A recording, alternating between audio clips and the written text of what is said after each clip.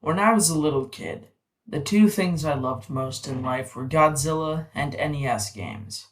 So naturally, when Godzilla Monster of Monsters came out, it was like a dream come true. Well, almost. To sum it up, most of the game revolved around getting through very repetitive outer space levels while smashing up tanks and jets, and then when fighting against Godzilla's monster enemies. Overall, it was pretty mediocre, but back then I didn't care. When I got the game as a present for my 10th birthday, I played it all I played it night and day as much as I could. Unfortunately, I had traded the game for a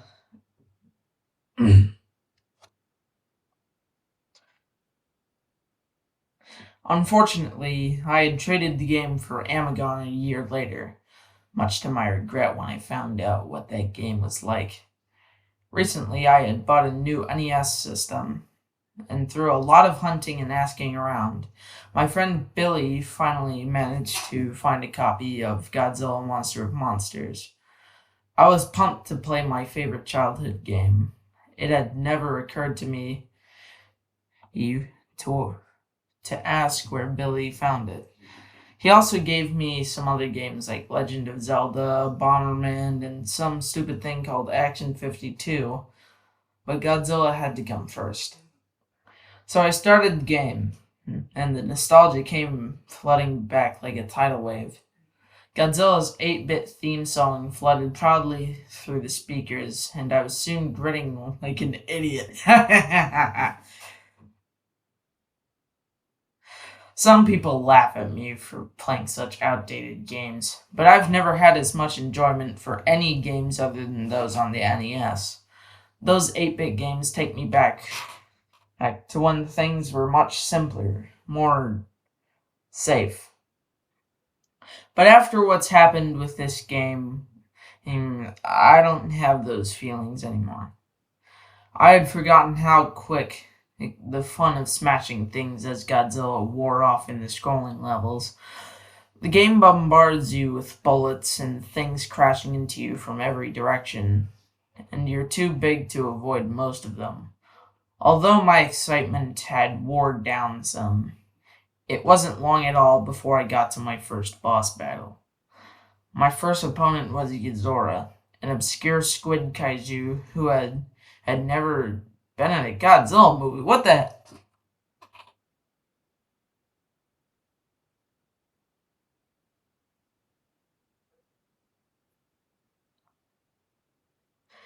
The most annoying thing about fighting Yuzora is that he always backs you into a corner and starts smacking you with his tentacle, and you're unable to move until he gets off you. This move does smacks you. No,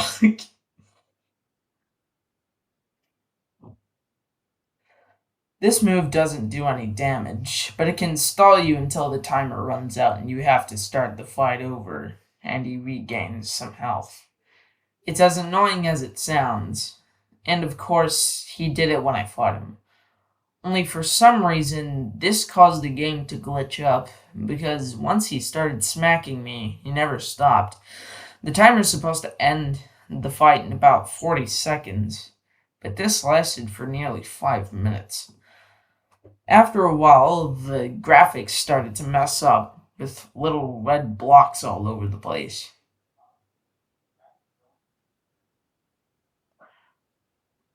I wish I could show you this image, but unfortunately, I'm recording on my computer camera, so I can't. You're just gonna have to visit it. I'll put the link in the description. I swear, no cap, it's real. Well, the link is, it's not a scam, I swear. Which was weird, but I just took the game out, blew on it, then started again. I wasn't about to let a little glitch stand in my way. So I started again, and this time defeated Gazora and the level's other boss monster, Magura, without any problems. So then it was on to the next planet, Mars.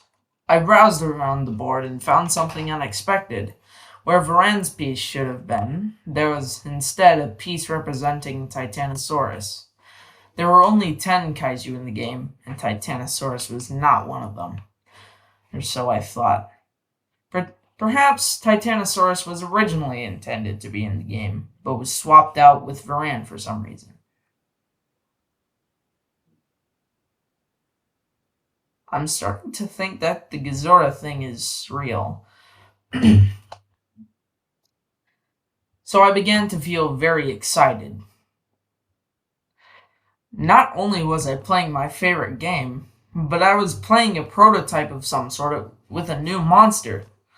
Needless to say, I ran through the levels as fast as I could to see Titanosaurus in action. Fought Gazora again and beat him before he could do his tentacle smack, but this time the glitch started happening when he died. Gazora's sprite didn't sink to the bottom, but instead seemed to be devoured by the glitch, and his eyes started randomly spawning all over the screen.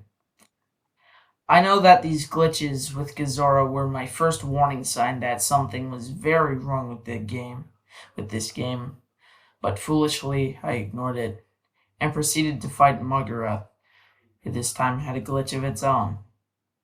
Again. Image. I cannot show.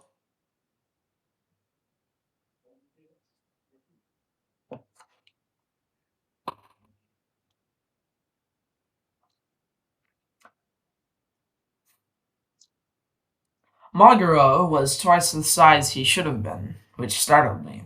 He was also considerably harder to beat than usual, which is to say, not at all. But soon I had defeated him also, and when he died, yet another glitch happened again. Image. Can't show it. But bird cage in the top right. This happened extremely fast, so I was lucky to get a screen cap of it all.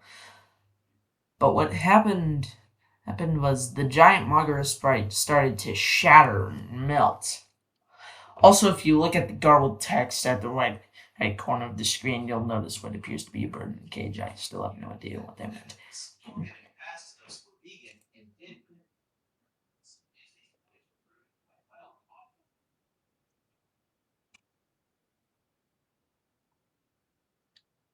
Sorry, that was just my brother. He's getting out of the bathroom.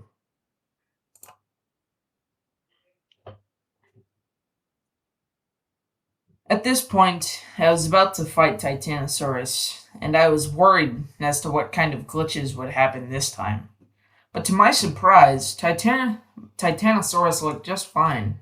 Although all of the game's bipedal monsters were the same height, Titanosaurus was a bit taller. But since Titanosaurus was actually taller than Godzilla in his film debut, I thought this was kind of cool. After a very fun fight with the monster that wasn't supposed to be in the game, I took over the enemy base and proceeded not to Jupiter like normal, but instead to, quote, Pathos, end quote. Again, images. Cannot show. Alright, on to the next chapter.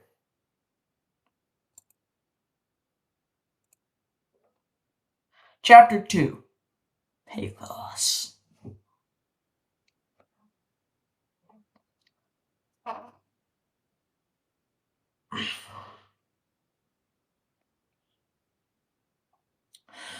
Pathos was the same as Jupiter in layout, except the board was dark blue rather than green. The first thing I noticed was that all the usual level icons had been replaced by a blue rock in some kind of orange honeycomb shape. There was one icon that had part of the jungle icon shape, but I didn't pay much thought to it. I checked the other side of the board to see the new monster. Instead of Hedora, it was Biolante. But that couldn't have been right. Godzilla vs. Biolante didn't come out until 1989, and this game was made in 1988. Perhaps Toho put Biolante in the game to build excitement for the movie next year, but changed their minds? I tried to rationalize the game's abnormalities any way I could, but this would prove to be futile. Pathos's map song was the first new song I heard in the game. Like most of the new songs, it was hard to describe. I'll try. It started out slow and suspenseful, much slower than any song in the game. But every 12 seconds or so, there would be a loud clashing sound, and the tempo changed. It was like the composer randomly played parts from 5 different songs with the same instruments. I moved Godzilla over to one of the many blue rock icons that had replaced the jungle icons and started the level. The level resembled a blue mountain range with a blood-red planet in the sky, but there was something odd about the mountains. They had a shredded paper look to them. I thought at first maybe the glitch had affected it, but it looked far too intentional. I quickly noticed something else about this new level. There were no enemies at all. Not even any obstacles. I should also mention that this was where the point meter started to become glitch. It's beyond comprehension. But it didn't bother me much. I never keep up with game points.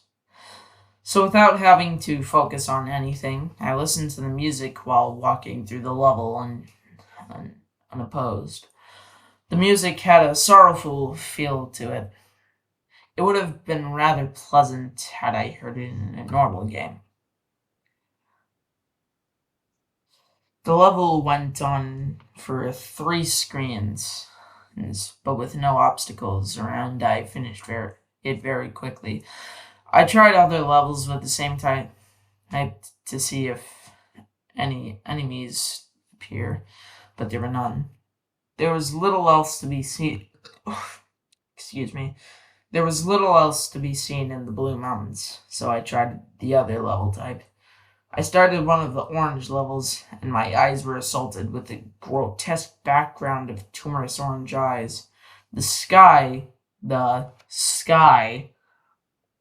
was the same as the ground, so I assumed the game was indicating that this level takes place in a cave.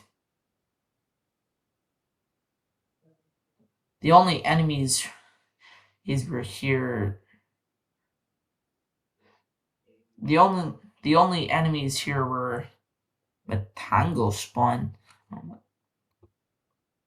But as you can see, the little BASTRDS were everywhere.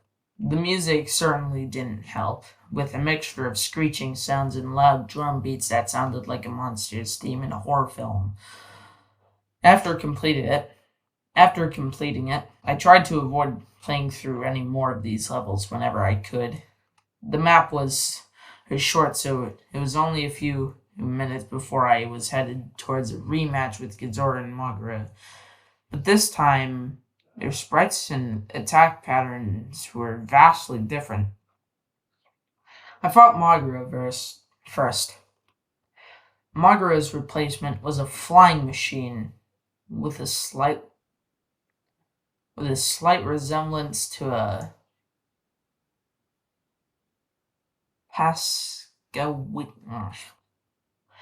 whatever that is, alien.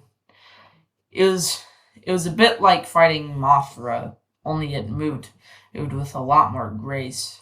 It attacked by spinning its front tentacle like a corkscrew, and it had an eye beam, except it now fired from the drill. Again, I can't show any images, Just keep that in mind.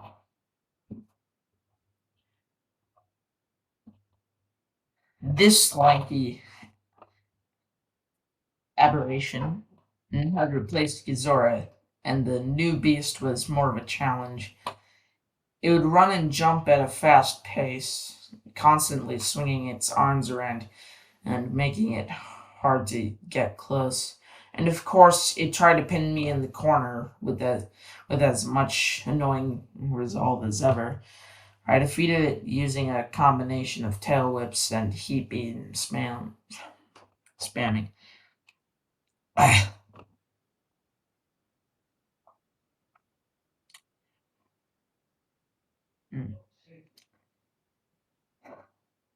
I defeated them and was going to fight Titanosaurus, but when I started the fight, Titanosaurus was nowhere to be seen, and the game simply went back to the map with the Titanosaurus beast now missing.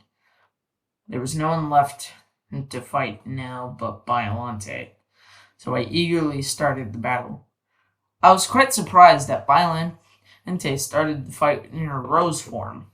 She was immobile. Oh, she was immobile and used tentacles to keep me away from the main body, which took the most damage. As expected, she turned into her final form after taking enough damage. The sprite looked pretty darn good for 8-bit.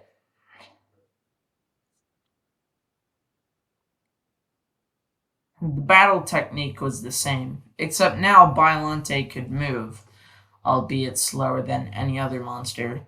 Being hit by the tentacles did more damage now, and Biolante could do an acid spit, which I managed to avoid by jumping in the screen cap, which of course I can't show. Not much more difficult to beat than Titanosaurus. It only took 2 rounds. But when Biolante was gone, the music had stopped. And there was a new icon replacing the base. This icon wasn't there before, but I beat Biolante. It resembled the red tribal mask, and I had a feeling of dread when I saw it.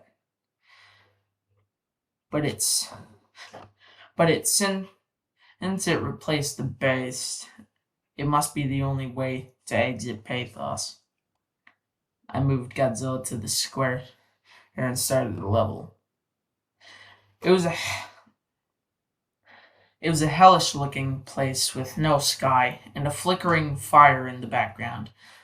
The fire looked far more advanced than anything I've seen on the NES.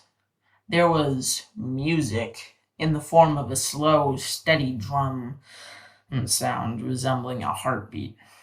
All the text on the top of the screen and the life bar were gone.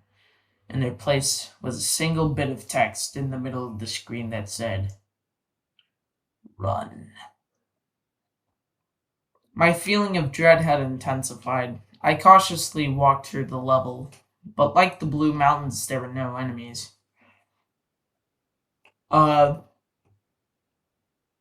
second. I need to go, whiz. Probably shouldn't have said that. What?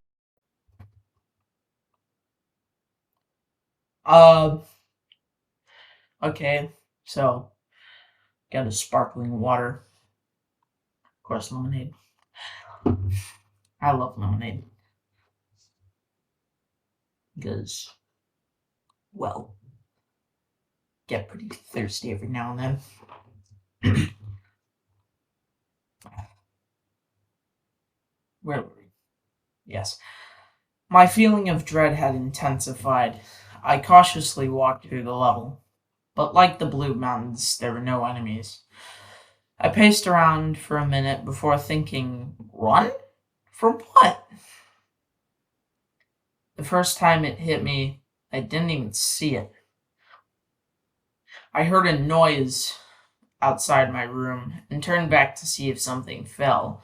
And when I looked back, Godzilla was dying. I figured it must have been a glitch, but I wasn't going to play through the game without Godzilla, so I restarted the game and went to the password screen. have I ever mentioned how creepy the password screen music is? If you've played the game, you know what I mean. It doesn't at all fit the mood of the game. It's more like something from a horror game. Maybe they made it like that so kids wouldn't cheat. I was quite annoyed at this point because I thought going and I was quite annoyed at this point because I thought I was going to have to fight all the monsters again, but that didn't happen. The game started me off right where I was before, where I started the red face level. So I tried again, making sure to pay attention this time. That's when I heard a low bellowing sound, and then I saw it. This thing. Do you know that feeling your body has when you feel like you're in extreme danger? You start to recoil and tense up as the adrenaline flows through your veins, and your nerves start to feel very cold. That's the feeling I had when I took this scream cap. Again, I can't show it. Ah! I haven't seen all of the gods. I haven't seen all the Godzilla movies, but I'm pretty darn sure this was never in any of them, which is correct. It had to be something the creators made up. But what kind of sick FUCK would put this in a children's game? By sheer dumb luck or perhaps the adrenaline boost, I managed to run fast enough to get away from it. It ran very fast, so much that if you saw it, you were almost certainly gonna die. Excuse me. And when I say die, I mean your monster gets killed instantly if the creature touches them. Don't mind that. Just once I had gone back to the map, I was so afraid that I was extremely tempted to just shut the game off and try to pretend this never happened. I couldn't believe what I had just seen. It couldn't have been real. And even if I wanted to continue, I still had to get Mothra through this chase level. But as I stayed inactive on the map screen for a few minutes, my fear was replaced by burning curiosity. What the heck just happened? What was the rest of the game like? I I only had to beat this level with Mothra, and then it was on to the next world. But when I moved Mothra to the red face, the game registered it as me beating the level. I was quite relieved. I tried to refer.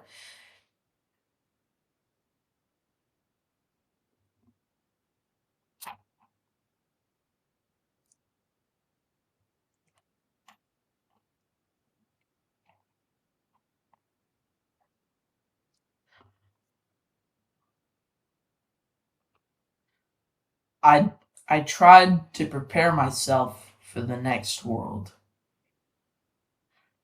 Trance.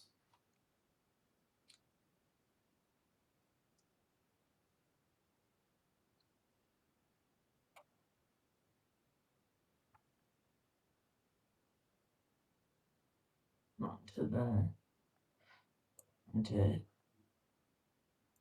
chapter 3. Trance. Whoa. I was still pretty shook up from the last level when I had started Trance. Trance's map music did nothing to ease the tension. As for how to describe it, have you ever heard the theme from Videodrome? No, I haven't. I've never played the NES. That's the closest thing I can think of it to compare Eric 2. I checked to see who the new monster was, and it was Orga. Excuse me.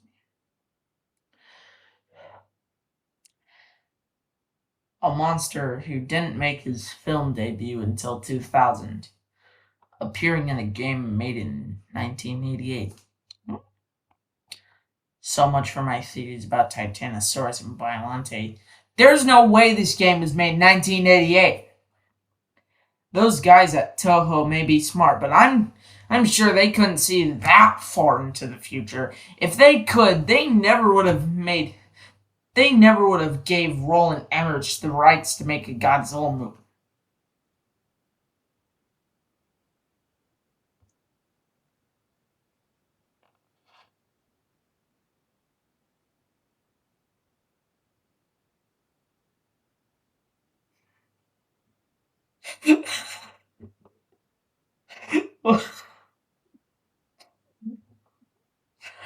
Well, I see what you're talking about. Oh, 1988.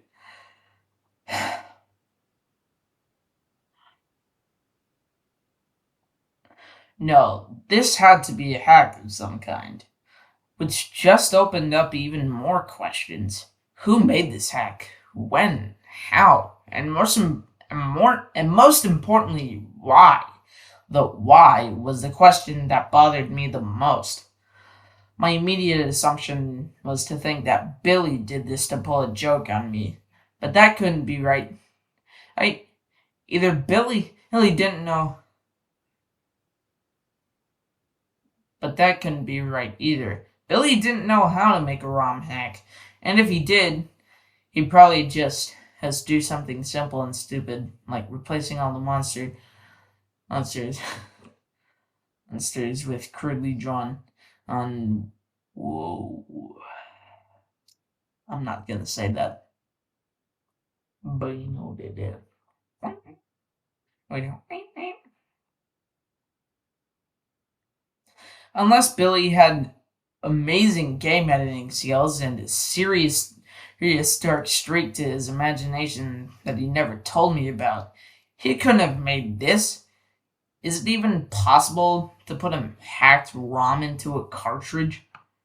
Aside from all that, my eye was drawn to a new icon on the map, a question mark. I was really curious as to what it did. Well, I'm sure you're also curious, so I'll explain the quiz levels now, since this was when they start appearing. There was one of these per map from here on, and they always appeared near the start of the map. Excuse me. When you start on the quiz level, you appear on the screen like this. Again, I cannot show it because, of course, my camera is only for. It isn't screen recorder. It's an actual recorder for it. Yeah. As you can see, there's a question at the top, a yes and a no button, and an emoticon in the center. I refer to the emoticon as face. Real creative, I know. And for convenience, I'll refer to face as the one asking the questions. The music for the quiz levels was a track actually in the game.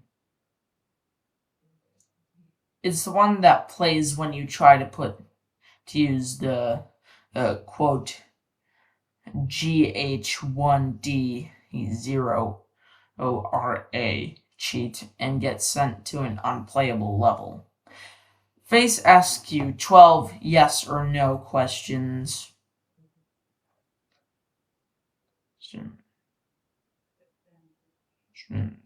And you move your monster to the buttons for your answer.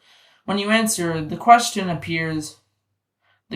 disappears and face changes expression for about 8 seconds. Then he goes back to neutral and a new question pops up. There was no time limit, nor any wrong or right answers.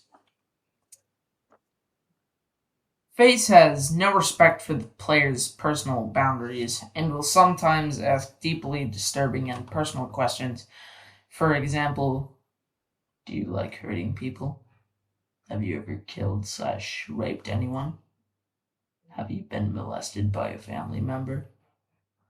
Other times, he would ask questions that were either mind numbingly stupid, bid, is the sun hot? Is water wet? Or just flat out ridiculous. Does your dog like the president? And maybe once per quiz, Face would ask you a question about the game. With one exception, Face's expression change and seemed to have no effect on the game, except for indicating what the game and creator thought of your answer. His reactions rarely made sense, and at first I thought they were randomly generated. The questions never followed a pattern. Face never stayed on the same subject for more than 2 questions. Early on, there were questions that made me think Face was building up to something, only to then ask some stupid garbage. Here are the expressions of Face that I saw while playing. I'll separate them into 2 categories: the expressions I understood and the expressions I didn't. Here are the expressions I understood. Of course, I can't show it.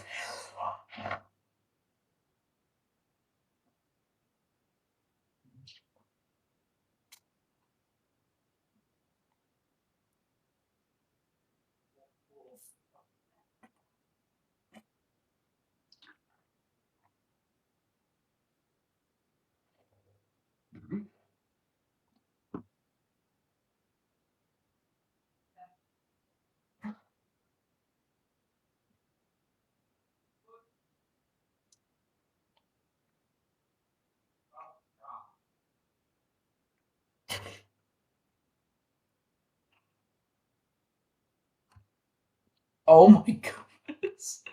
Bro. Oh, that is perfect. That is too perfect. Oh my goodness. Oh, weird face number 3 is amazing. Oh. Oh my goodness.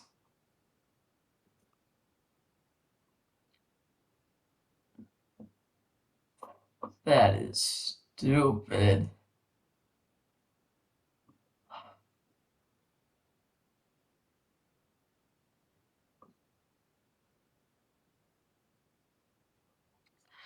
Now that I've explained all that, time for the gameplay.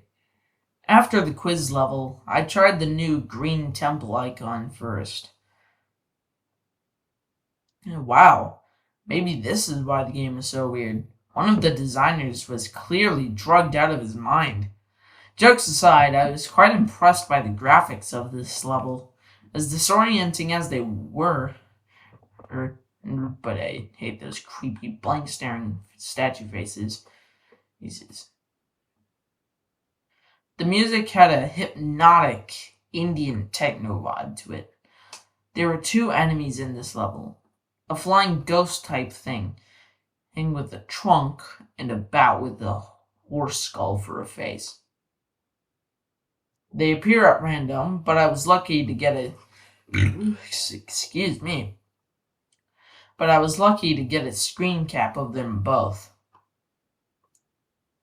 Which of course I can't show. Then I proceeded to a blue mountain level, expecting another nice, calm stroll. I took my time walking through and was completely taken by surprise when this happened.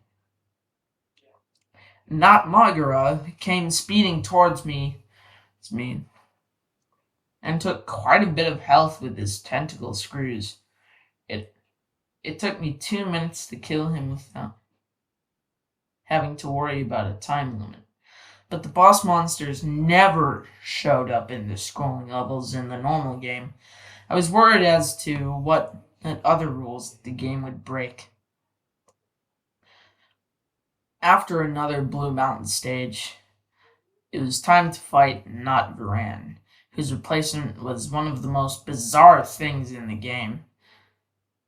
This the strange creature attacks you by kicking, and also opening up his chest and firing heat-seeking missiles. I still don't get it. The missiles were sometimes a pain to deal with, but I found you'd tail whip them out of the way. Not Varan was probably the easiest of the monster replacements. The same could not be said for Not Hedora. Apparently, the source of the horse bats, Not Hedora, was the most aggravatingly difficult monster to fight yet, mostly because of his special ability. He could shriek and summon a small swarm of those horse bat things. I know there's only two in the screen cap, but every time he did this, about 10! 10! This. About.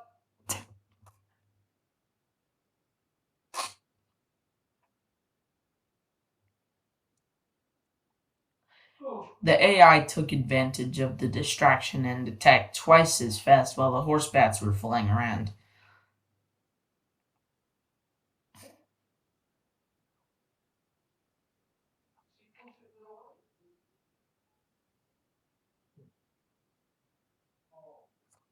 Once that annoyance was over with, I went through a green temple level to kill some enemies to restore my health. Interestingly, none of the horse bats showed up after Not Hedora was killed. And that was when I got an idea. If killing all the monsters makes the red face show up, what would happen if I avoid fighting Orga and go straight to the base? So I gave that a try. Right? There was no monster here. The game told me there was no monster there when I tried to start the base level. And immediately afterward, the game took control of my Godzilla piece and moved it in front of Orga. My little trick didn't work, so I tried to prepare myself for another chase. But first, I had to beat Orga. The fight with Orga confirmed another thing. Whoever created this game hack was clearly a Godzilla fan. Not only did they pick a monster like Orga, but because they actually implemented something that happened in Godzilla 2000 in a really neat way. Orga's primary attacks were a punch and a heat beam from his shoulder cavity, but once you had got him down to half of his health, he did something new. He would expand his jaws and try to swallow Godzilla. In the process, stealing your health and energy. But in doing so, he gave himself a new weakness. Firing a beam into his mouth would take a devastating 4 bars off his life meter. The fat weakness revealed I soon beat Orga, and despite how much I had hoped otherwise, the red face appeared on the map where the base was, and the music stopped. I readied myself as best as I could. I started the level, and seeing that it was basically the same as the first, I didn't waste a millisecond before I started hauling ASS. I soon encountered obstacles in the form of the ground tiles suspended in the air. Most of them you could jump over or destroy. Others you had to crouch under.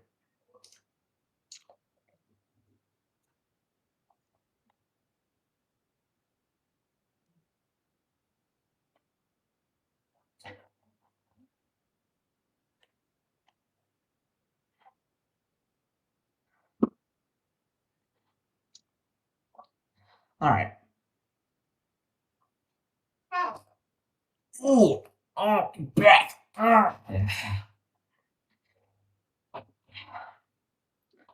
About 40 seconds into it, I heard the horrible bellowing roar and saw the spider beast following it close behind me. Stacks of obstacles barely slowed it down. It would back up and then charge its way through them, smashing them into bits. And when the smaller obstacles got in its way, it would expand its jaw and swallow them whole. I was afraid, but with fast thinking and faster button pressing, I escaped him yet again. I really, I felt really excited, and so I laughed and said, "Not this time, ASS hole." Well, I decided to take a scream tap to celebrate, but when I said that sentence, just before the level ended, the monsters did something that made my blood run cold. It looked at me.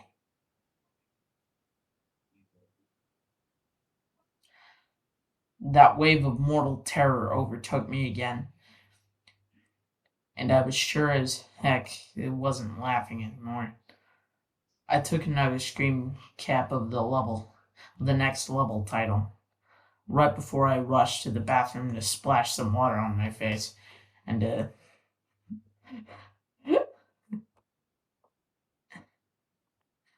and to take a whiz that I nearly failed to contain.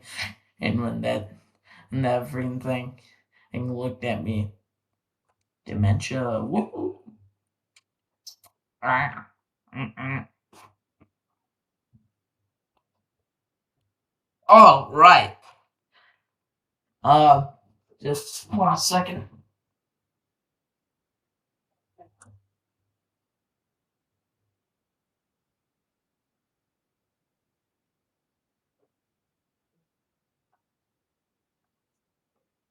Ah. Sorry, just shutting my many blinds. All right, into dementia. When I got back to the game, I was getting very upset and confused. I thought about the way the monster looked at me.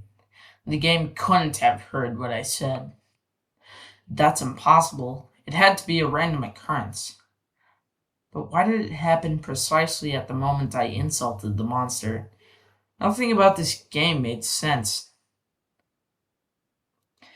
The the new Godzilla monsters, the weird replacement monsters, out of place imagery, like the green temple levels, those quiz levels, and the red monster chases. It didn't seem to add up in any kind of meaningful way.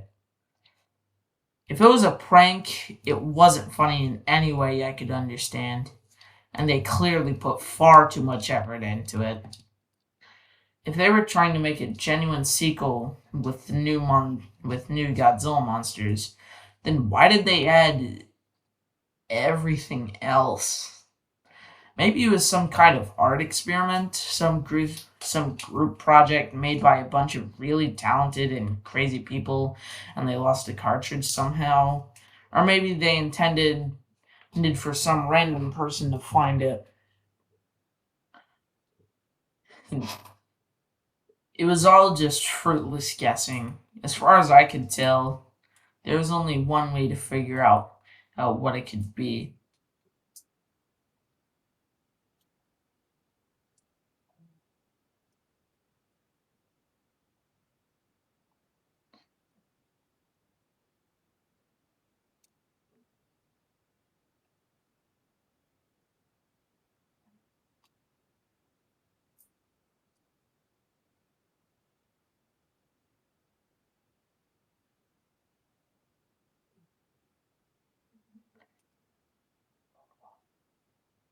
I'm sorry, it was just I lost my place. It was all just fruitless guessing. As far as I could tell, there was only one way to figure out what the deal with this game was. To play it through to the end. Maybe, just maybe, there would be something in the credits, an explanation by the creators as to why they made this. Or it could be something much more cryptic and strange. Maybe even something horrifying. Before I got a good look at the dementia board, I considered replaying Trance to see if the red monster would look at me again, but I decided against it.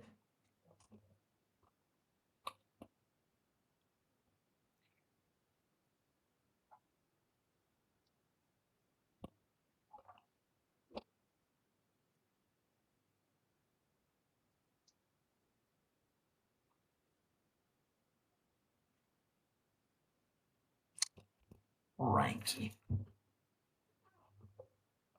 Ugh.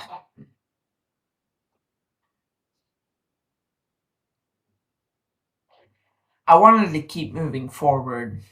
I was also somewhat worried that backtracking might cause the game to become even more strange. The Dementia board music sounded a lot like the Saturn music, except it was slowed down and played with a piano sounding instrument. Like most of these new map themes, it also had a dangerous, suspenseful feel. While listening to the music, I looked at the Dementia board, and there were 4 boss monsters this time: Space Godzilla, Manda, Gigan, and Baragon. I was surprised as that there were 2 new Toho monsters this time, but the best surprise was still to come. I started the quiz level. Here's another list. The blah blah blah.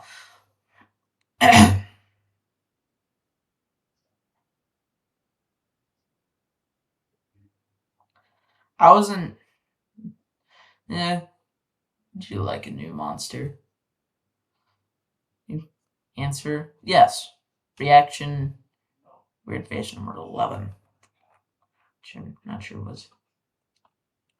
I wasn't entirely sure at the time what face meant by a new monster, but I couldn't resist answering yes, just to see what would happen. The result was mind blowing.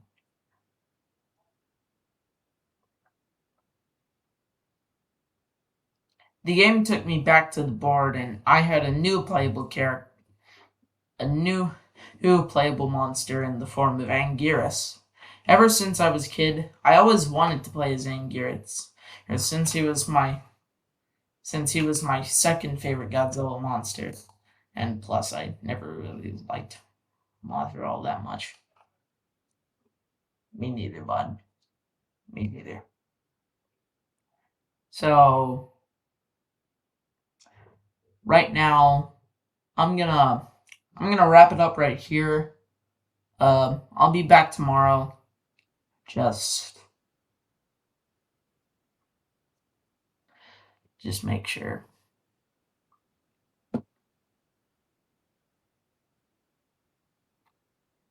This is part 1 of reading the NES Godzilla Creepypasta. See you tomorrow.